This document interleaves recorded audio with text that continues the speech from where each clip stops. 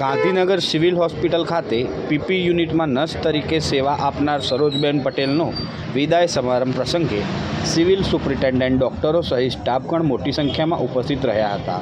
આ પ્રસંગે ડૉક્ટર હલસલ પરીખે કહ્યું હતું કે હું 26 વર્ષની ઉંમરથી સિવિલમાં જોડાયો ત્યારથી સરોજબેન પટેલને ઓળખું છું।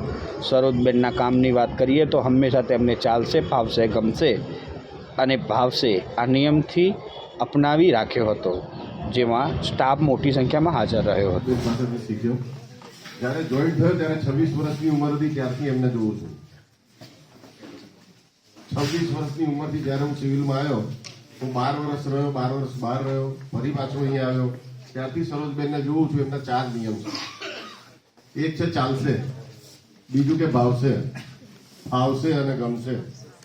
આ 4 નિયમ એના જે છે ને એ ખરેખર શીખવા જેવા।